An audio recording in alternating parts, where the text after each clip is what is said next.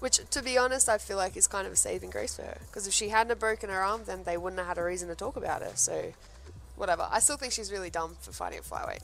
I think, like, she felt like a small child in my hands. Like... You were playing with your food? Yeah. Good on her for But you breaking think she her needs to go to 15? Whoa! Jessica Rose Clark coming through.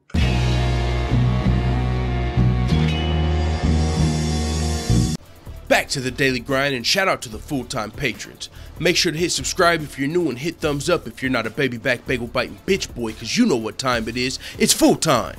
MMA.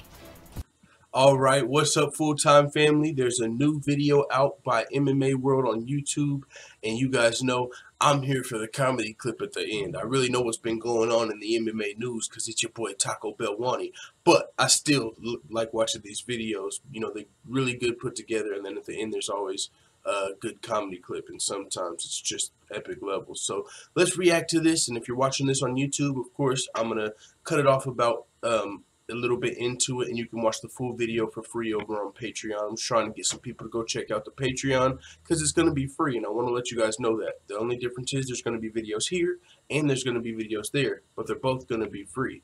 Now, with that being said, let's get into this reaction.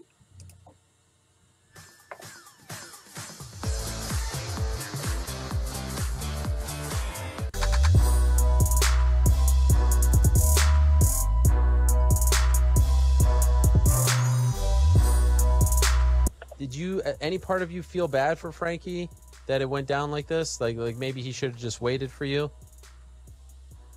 No, you know, I don't think he made a mistake by taking the fight against Ortega, because I don't think he regrets it. You know, that's the kind of person he is. That's who Frankie is. He's not sitting around and holding on to opportunities. You know, he puts it on the line every time. He keeps the sport moving, and after a fight, you know, it showed why people loved him. You know, people love him because of what he does for the sport and what he does, and because he's a true fighter, and that's why so many people is you know, giving that guy some love after the fight. So I don't think so he made any mistake. You know, he's a fighter, and he did what he thought was best. That's exactly right, man. That's facts. He didn't make a mistake. He was a fighter that night. The difference is, you know, people are starting to look at the sport more as a business, and they're starting to look at it more as a sport than a fight. Frankie Edgar was a fighter's fighter that night. He was a fan's fighter that night. He helped save the card for us. You know, he could have left and waited for his title shot, and we would have just been looking at Cyborg versus Kunitskaya. But he stepped up and, you know, did his Thug Thizzle, and he went out on his shield that night. And Frankie Edgar's going to be returning soon, actually, but still, man, he got a lot of respect. You know, a lot of people, when they get knocked out, they turn into a meme and a joke. But Frankie Edgar got a lot of people's respect, and I think it's much deserved as well.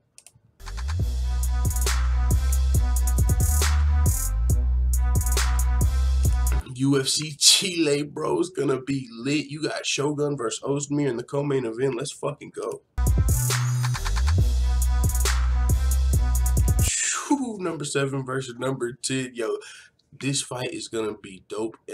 I seen Santiago Ponzinibbio took a little bit of shots at Darren Till on Twitter, and he was saying, like, don't worry, daddy's here. You know, let grown men handle this. And he said UFC Chile is gonna be greater than UFC Liverpool. But then there was just another dope fight at, oh yeah, Jason Knight is gonna be fighting on UFC Liverpool. So these are both gonna be super dope cards. Both fight night, UFC Chile, UFC Liverpool. But Usman versus Ponzinibbio is gonna be a good fight. Like, these are two of the best welterweights in the world that just haven't necessarily got their opportunity, I believe, and they're still up and coming. So, you know, you got some of the guys up there, the RDAs, the Robbie Lawlers, the Tyron Woodleys. They might be all past 35 years old. You know what I'm saying? So, I mean, if I'm saying in about 3 to 4 years, these are going to be the guys that are those names. You know what I'm saying?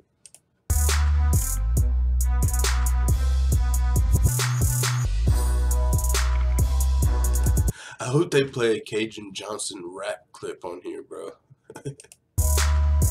Guys, that was an amazing fight. You guys have no reason to be booing right now. We're two of the best martial artists in the world, competing and bleeding for you. We deserve nothing but your respect. Anything less is disgraceful. You should be ashamed of yourselves.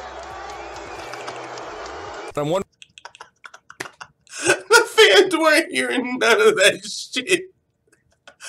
I heard that. All I was hearing was boo. I was hearing somebody was getting picked up on the mic. Boo. That shit was fucking hilarious. But that fight specifically, and there was multiple reasons for that the fans might have booed. Like, and I covered that on the video. Like, the first round was not the most exciting first round. These guys were former team. I mean, there was just so many things that went into it. But if you're watching on YouTube, I'm going to cut it off right here. And you can check out the full video for free over on Patreon. Patreon.com/fulltimemma. You don't have to pay. It's for free. I know. A lot of y'all are broke like me. So just go check it out, man. All right. Now, if you're on Patreon, let's continue. Wondering upon reflection if you would change anything about what you said, having some time to think about it. And as always, thanks for watching this video. If you enjoyed this video, make sure you hit the subscribe button and also hit the notification bell right next to it so you're notified every time I upload a video. I'm out. Da da da da da. It's the motherfucking DOG.